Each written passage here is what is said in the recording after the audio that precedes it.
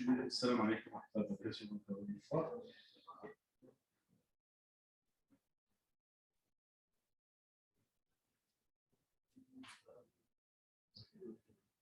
Je pense que c'est facile de passer après Dr. Bali. Donc, je vais quand même essayer de sauter quelques slides parce qu'il m'a permis quand même de... Yeah.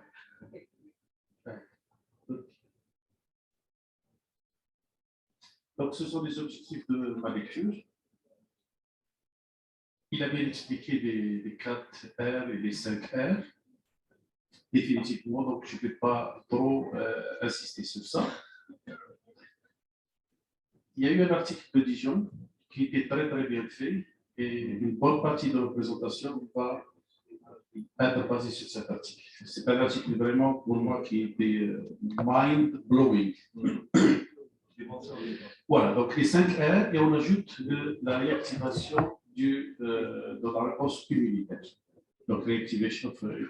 Donc, est-ce que la radiobiologie, généralement de la stéréotactique, la stéréotype SRS, les 4 R, les 5 R ne s'appliquent pas tellement, et jusqu'à présent, il n'y a pas eu vraiment de nouveaux modèles qui vont expliquer. Je vais vous montrer quelques modèles qui essaient quand même d'expliquer un petit peu ce qui se passe lorsqu'on monte à des doses au-delà du migré, et qu'est-ce qui se passe. Mais Dr. Bali a dit que LQ, c'est fini. Je pense qu'il est là et il va rester. Parce que oui, c'est c'est-à-dire que c'est le winner toujours. Il gagne toujours parce qu'il arrive à expliquer mieux que les autres. Voilà. Donc, est-ce que les 4 et les 5 R s'appliquent? Ils ne s'appliquent pas pour la simple raison. Si vous regardez la réoxygénation, lorsqu'on fait une très grande dose, les tissus n'ont pas le temps en quelque sorte, d'avoir une réoxygénation, parce que ça demande plus de temps et que la radiothérapie, elle est délivrée en quelques séances. Donc, les 2 à 3 jours que vous avez besoin pour faire une réoxygénation n'existent pas dans l'hyperfractionné. Repère généralement qui se passe en 30 minutes, au-delà de 30 minutes, donc, au courant de la SPRT et de la SRS, la réparation commence, mais elle est toujours désastreuse, donc rien ne se passe. La repopulation, la même chose. Elle ne va pas se passer, la distribution, la même chose, et la radiosensibilité, elle varie, comme je dis, en fonction de la dose, en fonction du fractionnement. Donc, cette première image, je vais encore la montrer une autre fois, mais de façon différente. Lorsque vous faites un normofractionnement de 1,8 à 3 Gray, si on considère que 3 Gray est un normofractionnement, ce sont les réactions que vous allez susciter. C'est-à-dire que ça, vous avez plusieurs fractions, et vous donnez cette radiothérapie, vous allez avoir ces petits schémas-là qui sont interprétés ici, c'est des 8 T-cells lymphocytes, TREC, MDSC, PD-L1, Tagit, vascular damage, ILA-LIL. Donc, si je prends l'exemple extrême, lorsque vous faites du normofractionné 1,8, vous allez avoir beaucoup plus de MDSC qui va apparaître, vous allez aussi avoir du PD-L1 et du Tagit. Lorsque je parle de ça, ce sont des réactions qui sortent, ce sont des substances qui surviennent après la radiothérapie. Et tout ce qui est énuméré à droite, ce sont des cibles thérapeutiques potentielles. Donc, ce sont des cibles thérapeutiques potentielles que vous allez créer. Si je vais à l'extrême et je vois ce dossier, ce vaisseau-là qui a explosé, on a un effet vasculaire parce que les doses sont au-delà de 10 Gray. Et donc, dans ces études-là, pré-clinical study, on parle de fractionated protocol with the same PED. Donc, l'équivalent de Gray, on peut aussi le calculer, mais si on veut comparer des protocoles cliniques, il faut parler de PED par équivalent dose. Parce que l'effet biologique peut être comparé. Mais on n'a pas le droit et on n'aura jamais la possibilité de prescrire la dose en BED. On prescrit la dose en équivalent. Parce que le BED, ce n'est pas un concept physique. L'équivalent de Gray, c'est un équivalent physique. Donc, c'est ce qui a été fait. Donc, si on passe par exemple à cette slide, qu'est-ce qu'on peut associer, par exemple? Le 5FU, on peut l'associer lorsqu'on a un DSC qui est produit à des doses de 1,8 à 3 Gray.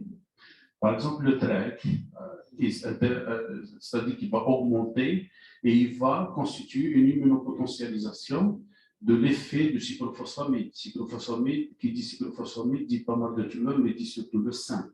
Donc, vous pouvez l'utiliser, par exemple, à des doses entre 3 et 10 degrés. Early phase clinical trial SPRT plus cyclophosphamide for oligometastatic breast cancer. Donc, il y a des gens déjà qui ont commencé à utiliser cette cible parce qu'en ayant le trait qui est produit après une radiothérapie massive type SPRT, le cyclophosphamide va beaucoup agir. Un exemple de l'effet de SPRT. Donc, si vous donnez, par exemple, 30 à 60 millions à 5 séances sur des métastases hépatiques et que vous avez un alpha-fetoprotéine qui était à plus de 867, 6 mois après ou 3 mois après, vous avez l'alpha-fetoprotéine qui chute à des taux presque normaux et que la métastase a disparu. Donc, vous voyez très bien l'effet de la SPRT et de la SRS donc, sur ce genre de traitement. Donc, à des doses énormes, qu'est-ce qu'on produit? Donc, dans le schéma A, c'est la vascularisation pour vous. Lorsque vous délivrez 10 grés et qu'une semaine après, vous faites la même radiographie, toute la vascularisation a disparu, a été détruite.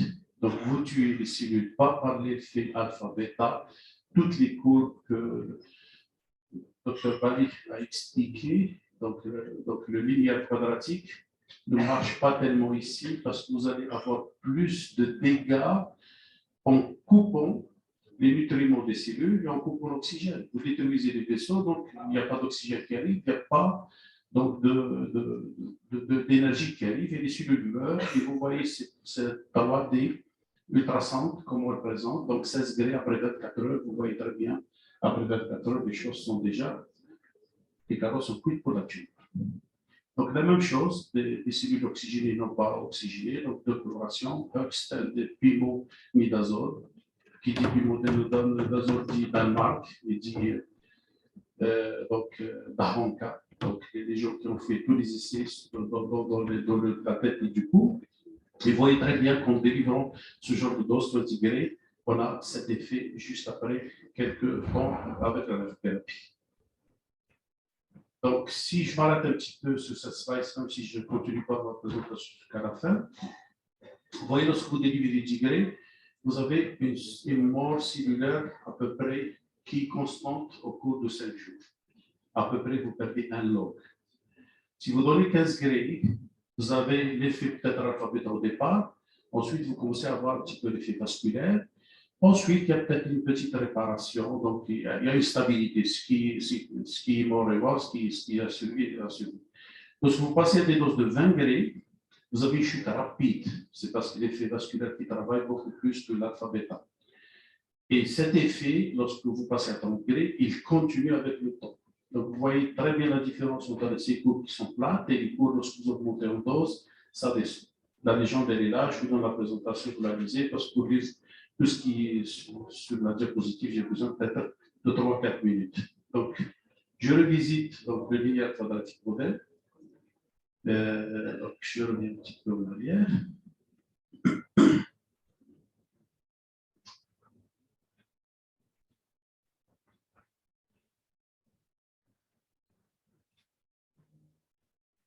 Donc, ça, je pense que le docteur Bali a déjà expliqué, donc je vais passer.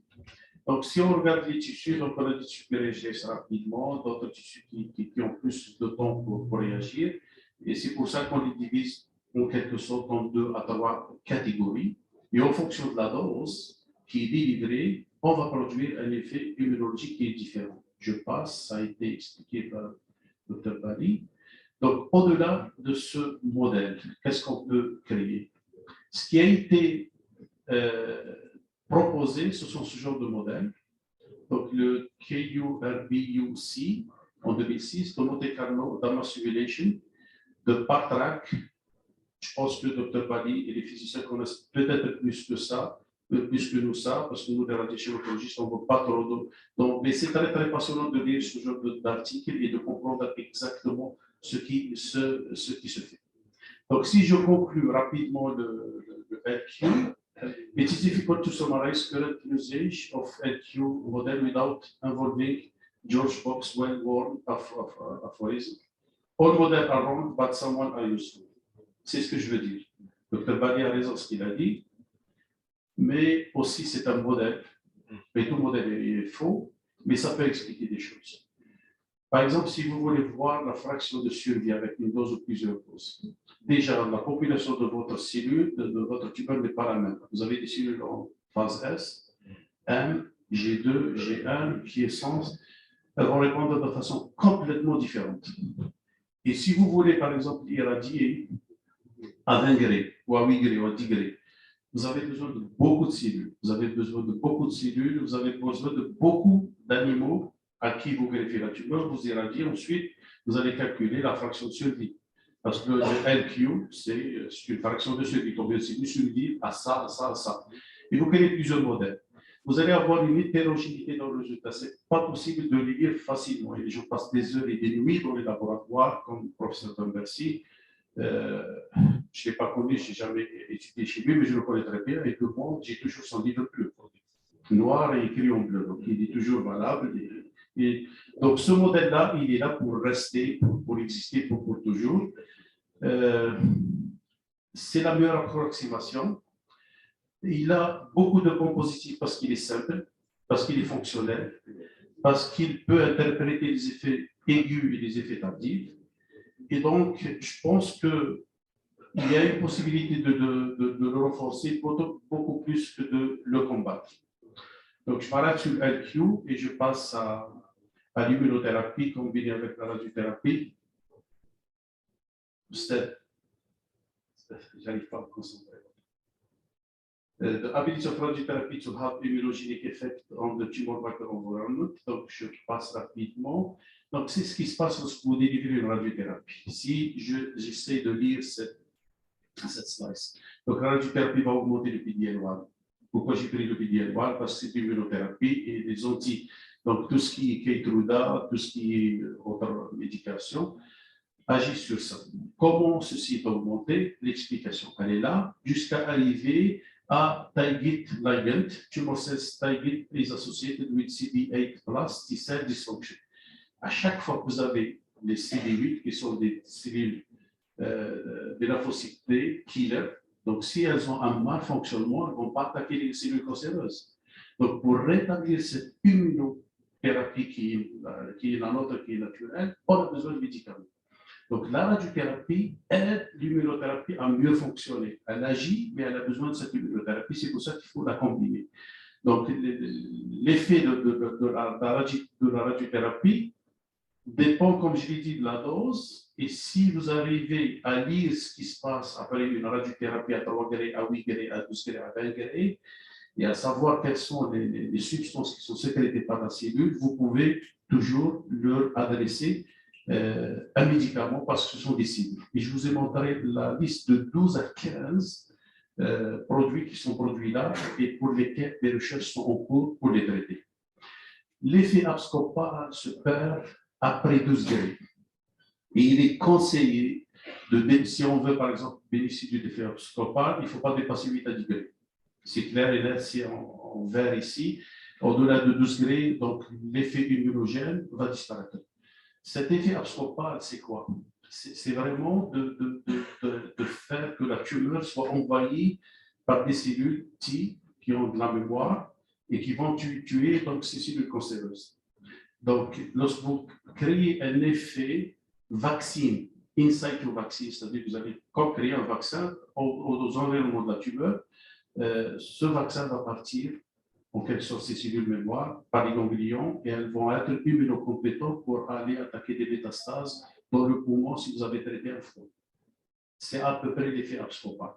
C'est la création d'instituts, donc vaccins. C'est sûr que je ne peux pas tout lire. Donc, si je prends par exemple cet essai-là, qui est une phase 3, qui a été fait donc, sur métastatique clear cell renal cancer, donc prostate, le métastatique castration prostate. Donc, il faut migrer jusqu'à 5 séances en ajoutant un anti-CBL fort parce que le CTLA4AB est sécrété par la cellule et va créer une radiorésistance. Donc, si vous donnez des doses de cette range, plus ça, regardez ce que vous allez obtenir. Donc, PFS, elle est mieux. Et la radiothérapie, plus un anti-PD-L1 peut être aussi combiné. Et dans l'essai pacifique, si tout le monde se rappelle, nos oncologues nous demandent de leur adresser les patients rapidement, mais ils veulent leur faire un CT de contrôle après 4 semaines. Les carottes sont cuites parce qu'il essaie à montrer qu'il faut commencer le durvalumab 14 jours après la fin de la radiothérapie. Et le critère d'inclusion, non-progression. C'est-à-dire que les malades qui n'ont même pas répondu mais qui sont stables, il faut leur donner du durvalumab. Je leur explique toujours qu'on fait du conduit CT et qu'en de séance à séance, on voit la tumeur régressée et qu'après 20 séances, je suis sûr que 50% de la tumeur a disparu. Il ne faut pas attendre votre endroit pour lire le compte rendu et ne pas regarder les images. Une bonne majorité disent les comptes rendus et ne regardent même pas les images. Nous, on dit avec les images, on les regarde. Donc, le durvalumab, par exemple, la meilleure façon qui est l'anti-PD-L1, après la radiothérapie, parce que la radiothérapie, à petite dose, produit du PD-L1. Donc, si vous donnez l'anti-PD-L1 immédiatement après, vous allez l'attraper, vous allez tuer ce genre de cellules. Et c'est clair et net que les deux ont overall survival. Il y avait une très grande différence et le P était très, très positif. Donc, ça, c'est un exemple comment profiter d'une radiothérapie qui n'est pas hypofractionnée dans ce cas-là, de 1,8 jusqu'à 3 degrés, vous pouvez associer. D'autres associations, vous avez le TGF-bêta blocking, donc le fractionnement qui marche le mieux avec cette médication, c'est avoir fraction de 7,5 degrés. L'anti-TIGIT, qui est actuellement en test, il aime bien le 3x8, mais pas le 18 degrés en deux façons, parce que le 18, le 3x8 est mieux que le 18 fois degré, donc les 36 degrés en fractionnement normal ne marchent pas avec l'anti-TIGIT. Et rappelez-vous bien que l'anti-TIGIT est sécrété à partir de 3 à 10 degrés, pas au-delà de 10 degrés. Donc, dans la courbe que je vous ai montrée, le fractionnement normal, l'hypofractionnement pas sévère et l'hypofractionnement sévère. Donc, à chaque fois que vous avez une cible, vous pouvez utiliser un médicament. Donc, each fractionation protocol modulates the immune landscape differently and the immune checkpoint more precisely. Et c'est pour ça qu'il faut utiliser le médicament qu'il faut en fonction de ce que vous utilisez comme protocole de radiothérapie. Les 10 journées donc, sont toujours, je crois, soit Leclerc. J'ai la chance d'être formé là-bas avec le professeur Jacques Godorio. On produit cet article et prétendent que le R numéro 6 est créé parce que la radiothérapie peut jouer un rôle à différentes fractions. La conclusion, la radiothérapie considérably modified de l'immunolandscape, donc la radiothérapie va modifier l'état de l'immunologie de notre tumeur. Donc, by affecting immunoactivation as well immunosuppressive pathways, donc vous pouvez avoir un effet négatif ou un effet positif en fonction de votre protocole. De la radiothérapie, donc de la radiothérapie rigide, dose par fraction, total fraction, est là pour nous aider quand même à associer la bonne médication. Donc le 6e A, qui est Reactivation of Antitumor Immunoresponse, on devrait et on doit prendre avantage de ce 6e R pour en quelque sorte ajouter d'autres médications. Je pense que c'est la conclusion. Donc le nombre de malades qui est traité par la SLS et SPLT va augmenter au fil des années prochaines et j'espère que mon cher pays va embarquer dans cette nouvelle technologie. Je pense qu'il y a peut-être un ou deux centres dont j'ai entendu parler qu'ils ont commencé. J'espère qu'il y en aura plusieurs. Malheureusement, vous avez besoin d'un bon programme de physique, qualité, contrôle et le reste. Et vous avez besoin aussi de techniciens, de radiologues. Vous avez besoin de tout le monde pour faire marcher. Moi, je dis toujours que on peut posséder une Ferrari, mais quelques-uns peuvent seulement la piloter. Parce que si quelqu'un achète une Ferrari qui ne sait pas la conduire, il vaut mieux qu'elle reste à Toyota Corolla. Et c'est pour ça qu'il faut être formé. Et c'est pour ça que l'État a l'obligation de produire, de faire ces formations rapidement en introduisant la technologie. Et j'espère que je n'ai pas dépassé mon temps. Excuse, c'est un survol, mais vous avez les slides, vous pouvez les présenter, les voir. Et les gens qui sont dans le groupe que nous avons créé, Algerian Radiation Oncology, on a appelé Aro sur WhatsApp. Ceux qui veulent rejoindre le groupe, à n'importe quel moment, vous pouvez toujours me donner votre numéro de téléphone et on vous enverra des invitations. Tous ces cours-là, on les a fait en détail. Ce que vous avez vu comme 40 slides, on a présenté 140 slides en 3 à 4 fois et on s'est arrêté à chaque diapositive et tout le monde pose des questions, on répond. Donc, il n'y a pas de problème, on peut toujours reprendre ce genre de programme.